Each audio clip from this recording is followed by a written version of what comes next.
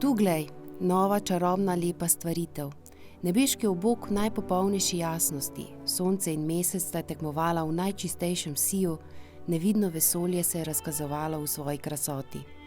Kolikor daleč je segal pogled strmečega zrakoplovca, so megleni oblaki prelili zemeljsko površino po oblikah gora in dolin, kakor čvrsta, čudovito nagubana raznobarvna snov.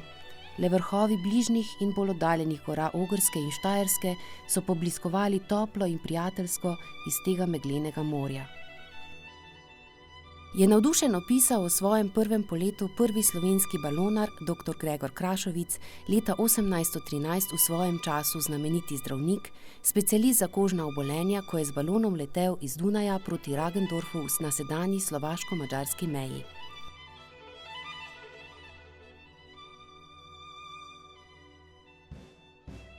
Slovenci smo bili navdušeni balonarji od njegovih začetkov.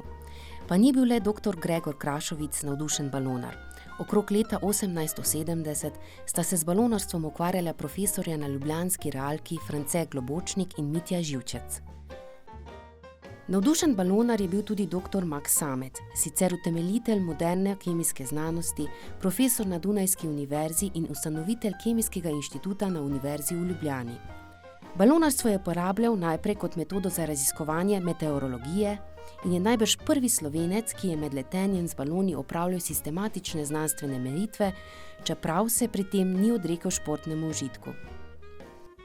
Leta 1912 se je začela v Mariboru živahna balonarska dejavnost in njen glavni junak je bil domačin Max Maher, ki je bil nedvomno balonar izrednih sposobnosti tudi v mednarodnem merilu. V noči med 12. in 13. novembrom 1913. leta je preletel Evropo in pristal blizu nemško-ruske meje v Baltiku. 2 dni kasneje, 15. novembra, pa je že sodeloval v balonarskem lovu na lisico in zmagal.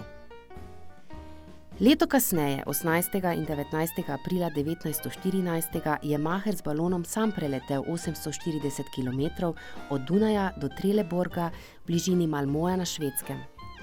S poletom, ki je trajal 31 ur in 12 minut, je postavil tovrstni avstrijski rekord.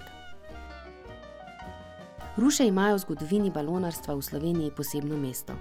9. avgusta 1909 sta se namreč v Celovcu z balonom Salzburg dvignila nadvojvoda Peter Ferdinand in toskanski vojvoda Jožef Ferdinand, nečaka cesarja Franca Jožefa in pristala v Rušah popoldne istega dne. Dogodek je bil taka senzacija, da je o njem pisal tudi časopis Marburger Zeitung, sam polet pa se smatra kot eden od prvih, če ne sploh prvi pristanek balona s posadko na slovenskih tleh.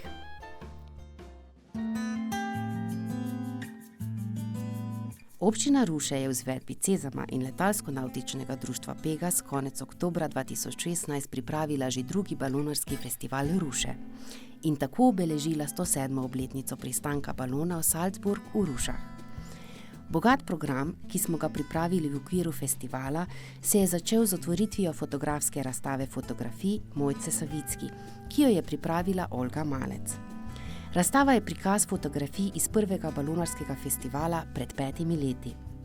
Otvoritev drugega balonarskega festivala Ruše pa se je začela v soboto 29. oktobra z jutranjim poletom in tekmovanjem v najdaljšem poletu, na katerem je sodelovalo 11 posadk iz vse Slovenije. Zmagal je balon, ki ga je pilotiral Branko Ambrožič, ki je v 2-urnem poletu na višini 2100 metrov poletel od Rogatca na slovensko-hrvaški meji v dolžini 37 km zračne črte od Ruš. Sončno jutro in jesenske barve na obronkih Pohorja so omogočile balonarskim ekipam nepozaben polet. Potem, ko so zapustile Dravsko dolino pri Mariboru, jih je veter raznesel na vse strani neba. Eni so odleteli proti Ptuju in Dravskemu polju, druge je odneslo proti Ptujski gori in Rogatcu. Spremljevalne ekipe v avtomobilih in kombijih so spremljale balone po cestah, travnikih, gozdnih poteh in kolovozih ter jih nato varne pripeljale nazaj v Ruše, kjer se je celodnevni program festivala tudi nadaljeval.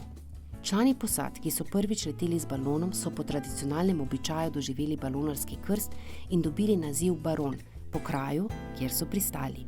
Popoldne so 4 balonarske ekipe pred športnim parkom Ruše pripravile tako imenovani night glow ali nočno osvetlitev balonov z nekaj minutnimi dvigi, kar je še posebej navdušilo mlade obiskovalce festivala, ki so se lahko za nekaj minut dvignili nad večerno ruško nebo. Zaključek festivala je bil svečan, pa tudi spektakularen. Učenci osnovne šole Janka Glazerja Ruše so pripravili sporočila in dobre želje za svoje neznane prijatelje, ter jih vstavili v 107 balonov, toliko, kot je preteklo let od prvega pristanka balona v Rušah.